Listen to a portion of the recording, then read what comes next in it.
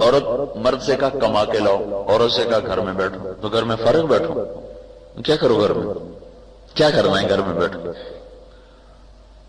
بڑا مشکل کام دیا ہے عورت کو اللہ تعالیٰ۔ عورت کے ذمہ لگایا ہے نسل کی تربیت کرو، نسل تیار کرو۔ یہ اسکول نسل تیار کرنے کی جگہ نہیں، مدرسہ نسل تیار کرنے کی جگہ نہیں، ماں کی گود ہے نسل تیار کرنے کی جگہ۔ لیکن اب کیا ہوتا ہے، چاہے تلمبا ہو چاہے لاہور ہو، بچے اسکول گئے، ماؤں کی چھٹی 8 گھنٹے کے لیے ماؤں کی نظروں سے اوجھل ہو گئے، پھر اسکول سے واپس آئے تو جو مالدار لوگ ہیں ان کے بچوں کو ٹیوشن والوں نے پکڑ لیا، غریب کے بچے کے پاس پیسہ نہیں کہ وہ ٹیوشن پڑھ سکے، وہ اپنے طور پر اپنی کتابوں میں سر مارنے لگا، مالدار کے بچے کو ٹیوٹر نے پکڑ لیا، اتنے میں شام ہو گئی۔ تو صبح سے لے کر شام تک ماں اور بیٹے کی مل کر کوئی نشست نہیں ہوئی۔ باپ اپنی ملازمت پہ چلا گیا یا اپنی مامو شیر بازار میں دکان پہ چلا گیا، وہ ویسے ہی گھر سے غائب ہو گیا۔ شام کو جب وہ واپس آیا تو ٹیلی ویژن چل پڑا، اب ابا بھی ٹیلی ویژن کے سامنے، اماں بھی ٹیلی ویژن کے سامنے، اولاد بھی ٹیلی ویژن کے سامنے، اسی کو دیکھتے دیکھتے سب سو گئے۔ تو ایک گھر میں رہنے کے باوجود ماں باپ اولاد سے دور، اولاد ماں باپ سے دور۔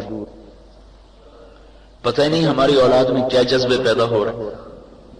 اسکول والے کوئی اخلاق تو پڑھاتے نہیں، اسکول والے تو 2 × 2 = 4 پڑھاتے ہیں، 6 میں سے 4 باقی 2 تفریق پڑھاتے ہیں، 3 × 2 = 6 ضرب پڑھاتے ہیں، الجبرا پڑھاتے ہیں، جیومیٹری پڑھاتے ہیں۔ اس میں کہاں لکھا ہے کہ ماں کیا چیز ہے، باپ کیا چیز ہے، دین کیا ہے، جنت کیا ہے، جہنم کیا ہے، آخرت کیا ہے، کہاں بتاتا ہے ہی نہیں۔ پھر یہ جو او لیول اے لیول کا ایک گمراہی کا آیا ہے اور ایک بت بن کے سامنے آیا ہے، اس نے بالکل ہی پیدل کر دیا۔ ہر قوم کی صفات اس کی زبان میں ہوتی ہے۔ جو انگریزی بولنے والے ہیں ان میں تکبر آ جاتا ہے، تکبر آئے، ان کے منہ کا بناوٹی متکبرانہ ہو جاتی ہے۔ یہ میں ایسے نہیں کہہ رہا ہوں، بڑے تجربوں کے بعد بتا رہا ہوں۔ ہر قوم کے اخلاق اس کی زبان میں چھپے ہوتے۔ تو ہماری بدقسمتی کہ قرآن عربی میں تھا، وہ ہم نے پڑھا ہی کوئی نہیں، جس میں ہمارے نبی کے اخلاق چھپے ہوئے، جس میں ہمارے نبی کی مبارک خوشبو مہک رہی ہے عربی زبان میں، وہ خوشبو مہک رہی ہے۔ ادھر او لیول چل رہا، اے لیول چل رہا، انگلش میڈیم چل رہا۔ تو جو تربیت ماں نے کرنی تھی، ہمارا نظام زندگی ایسا ہو گیا ہے کہ اس کے پاس موقع ہی نہیں تربیت کرنے کا۔ تو میرے بھائیوں، اولاد کی تربیت ہے عورت کے ذمہ اصل کرنے کا جو کام ہے۔ اگر ہماری عورتوں کو یہ پتہ ہوتا کہ ہم نے ایک نسل تیار کرنی ہے تو ان کو تو سر کھجانے کی بھی فرصت نہیں، چھ جائے کہ ان کو کپڑوں کی سوجھے، زیور کی سوجھے، چیزوں کی سوجھے۔ اگر ان کو اپنی ذمہ داری کا احساس ہو جائے تو ان کو تو بھول جائے ہر چیز۔ تربیت کیا کرنی ہے؟ ان کو مسلمان بنانا ہے، ان کو اللہ اور اس کے رسول کی غلامی سکھانی ہے، کہ ان کے دلوں میں اللہ اس کے رسول کی عظمت بیٹھے۔ ان کو رشتوں کا تقدس سکھانا ہے، رشتوں کی عظمت سکھانی ہے، ان کو عبادات پہ لانا ہے۔ بچیوں کو شروع سے ایسا عادی بنانا ہے کہ ان کے اندر پردہ کا شوق پیدا ہو اور ان کے اندر تواضع عاجزی پیدا ہو، چونکہ بیٹی پرایا سودا ہوتا ہے، پرایا مال ہے۔ ماں باپ کے گھر میں وہ رشتے کی محبت کی وجہ سے اس کو مقام ملتا ہے، سسرال میں جا کر اس کو اخلاق کی وجہ سے مقام ملتا ہے، پیسے کی بنیاد پر نہیں، چیزوں کی بنیاد پر نہیں۔ اس کو جو پرائے گھر میں جا کے مقام ملتا ہے وہ اخلاق کی بنیاد پر ملتا ہے۔ تو ہمارے ماں باپ اپنی بچیوں کو اس طرح تیار نہیں کرتے کہ ان کو پرائے گھر میں ہم نے بھیجنا ہے، وہاں یہ باعزت رہ سکیں، اس طرح ان کی تربیت نہیں ہوتی۔ اس لیے ادھر شادی کرتے ہیں ادھر ساتھ مصیبتیں شروع ہو جاتی ہیں، دونوں طرف لڑائیاں شروع ہو رہی، شکایتیں آ رہی ہیں، ادھر بھی ادھر بھی ادھر بھی ادھر بھی۔ ایک بڑا تاجر مجھ سے کہنے لگا بچیاں زیادہ تھیں، میں نے کہا یا اللہ جلدی جلدی ان کے فرض ادا ہو جائیں تاکہ ہم مطمئن ہو کے فارغ ہو جائیں۔ لیکن شادیاں کرنے کے بعد پتہ چلا کہ مسائل تو اب کھڑے ہوئے، پہلے تو مسائل ہی کوئی نہیں تھے، مسئلے تو شادی کے بعد شروع ہوئے۔ کس لیے شروع ہوئے؟ کہ بچی کو دوسرے گھر میں رہنے کے مطابق تیار نہیں کیا۔ کسی بھی بیٹی کا سب سے بڑا زیور چپ کر جانا اور ہر دکھ کو سہ جانا ہوتا ہے، گھٹ گھٹ کے جینا۔ یہ ماں باپ کے ذمے ہے بیٹیوں کو روانہ کرنے سے پہلے ان کو یہ اخلاق سکھا دیں تاکہ ان کی پرائے گھر میں زندگی اچھی گزرے، کیونکہ ماں کی نظر اور ساس کی نظر ایک نہیں ہو سکتی،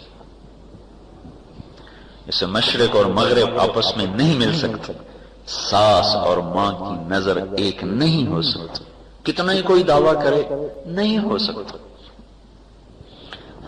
یہ ناممکن ہے۔ ہاں ایک محنت ہوتی، ماحول ہوتا تو پھر یہ بھی ہوتا، لیکن جو کہ محنت نہیں، ماحول نہیں، تو لہذا ساس ساس ہے، ماں نہیں بن سکتا۔ پھر اس بچی کو روانہ کرنے سے پہلے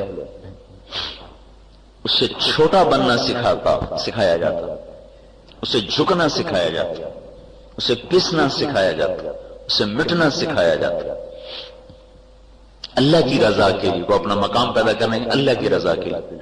پتہ نہیں آگے کس کے ساتھ نصیب ہے، خامن اخلاق والا ہے یا بد اخلاق ہے، میٹھے بول والا ہے یا کڑوے بول والا ہے، یہ تو اللہ ہی جانے، آدمی تو اندھیرے میں تیر چلاتا ہے، مستقبل کوئی پڑھ کے تو کرتا کوئی۔ تو اگر اس بچی نے چپ رہنا سیکھا ہوگا تو ہر ایک کے ساتھ گزارا کرے گا، اگر چپ رہنا نہیں سیکھا تو پھر بڑی مصیبت۔ ایسے اپنے بچوں کو اس پر تیار کرنا کہ انہیں کسی زندگی کو ساتھ لے کے چلنے کا سلیقہ پیدا ہو۔ ہمارے ہاں کیا، بچہ جوان ہو گیا، چلو جی شادی کرو، ڈاکٹر بھی بن گیا، شیخ نے دکان سنبھالی، سمجھ میں انہیں پڑھنا ہونا ہے۔ صرف دکان سنبھالنا تاجروں کے ہاں شادی کا معیار ہے، بچی کا جوان ہو جانا اور اس کے زیور کپڑے تیار کر دینا یہ شادی کا معیار، اور ہر شے بنا دیتی ہے، بس ہوں میں دی شادی کر، کہتا میرے پتر میری سیٹ سانبھ، بس ہوں میں دی شادی کر۔ اب بھائی پیسہ کمانا تو سیکھا ہے، اخلاق بھی سیکھیں کہ نہیں سیکھے، کسی کو لے کے چلنے کا طریقہ بھی سیکھا کہ نہیں سیکھا، طبیعت کے خلاف کرنا بھی سیکھا کہ نہیں سیکھا۔ اگر ماں باپ نے یہ نہیں سکھایا تو انہوں نے بڑا ظلم کیا، بڑا ظلم کیا، اپنے اوپر بھی ظلم کیا ہے، اور کل کو یہ جب ان کے بیٹے بیٹیاں زندگی کا سفر شروع کریں گے تو ان پر بھی ظلم کیا ہے۔ زندگی تو ایک مشین کے پرزے کی طرح ہے، ہر پرزہ اپنی جگہ پہ کام کرے تو انجن چلتا ہے۔